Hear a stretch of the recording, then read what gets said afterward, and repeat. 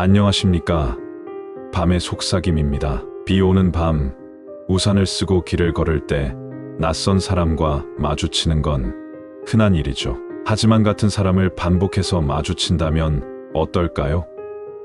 한 번도 아니고 두 번도 아니고 계속해서 나타난다면요? 오늘은 한 남성이 비 오는 날 빨간 우산을 쓴 여자를 만난 이야기입니다. 지훈 씨는 늦은 야근을 마치고 집으로 향하고 있었습니다. 그날따라 비가 거세게 내리고 있었고 도로 위엔 자동차 불빛만 희미하게 번지고 있었습니다. 가끔 늦은 밤 귀갓길에 오르면 이유 모를 스산함을 느끼곤 했지만 오늘은 유난히 기분이 이상했습니다. 거리는 적막했고 빗소리만 귓가를 때렸습니다. 우산을 쓰고 조용히 걷고 있던 그 순간 건너편에서 한 여자가 걸어오고 있었습니다. 빨간 우산을 쓰고 하얀 원피스를 입은 여성이었습니다. 멀리서 봤을 땐 그저 평범한 사람이었지만 뭔가 묘한 기분이 들었습니다. 그녀는 가로등 불빛 아래를 지나면서도 얼굴이 잘 보이지 않았습니다. 긴 머리가 축축하게 젖어 있었고 발걸음이 지나치게 가벼워 보였습니다.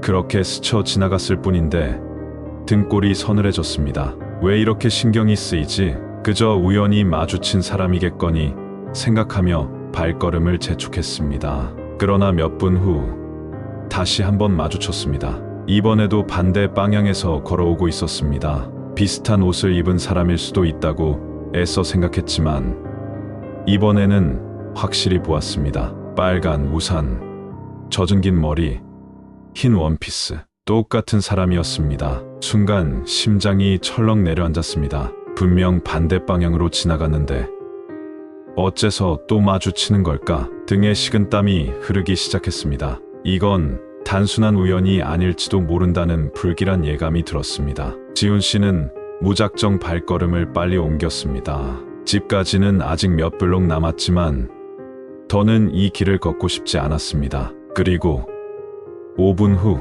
그녀를 또다시 보았습니다. 이번에는 길 끝에 서 있었습니다. 지훈 씨는 이제 도망쳐야겠다고 생각했습니다. 그는 바로 옆 좁은 골목길로 몸을 틀었습니다. 가로등 불빛이 닿지 않는 어두운 길이었지만 더는 그 여자를 마주치고 싶지 않았습니다. 그는 빠르게 걷기 시작했고 숨을 몰아쉬며 아파트 단지 쪽으로 뛰었습니다. 그리고 드디어 익숙한 건물 앞에 도착했습니다. 비에 젖은 채로 헐떡이며 숨을 고르던 순간 이상한 소리를 들었습니다.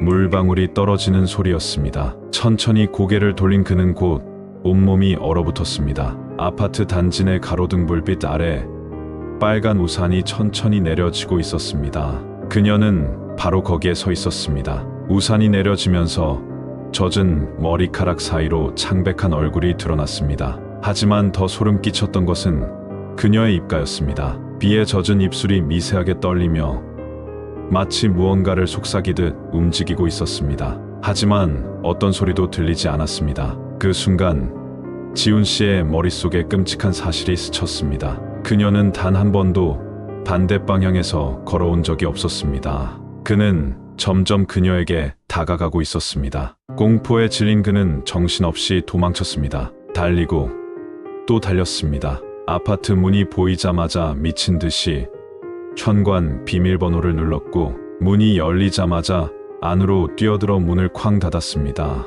그리고 가슴을 부여잡고 거친 숨을 몰아쉬었습니다. 여기까지는 못 따라왔겠지?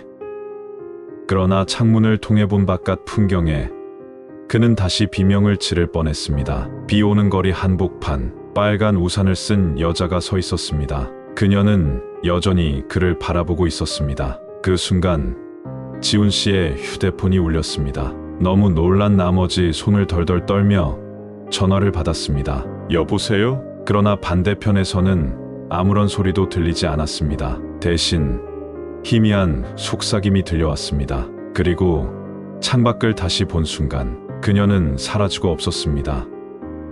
비 오는 날 낯선 사람과 마주치는 건 흔한 일입니다. 하지만 같은 사람을 반복해서 마주친다면 그것은 정말 우연일까요? 어쩌면 우리가 그들에게 다가가고 있는 것일지도 모릅니다.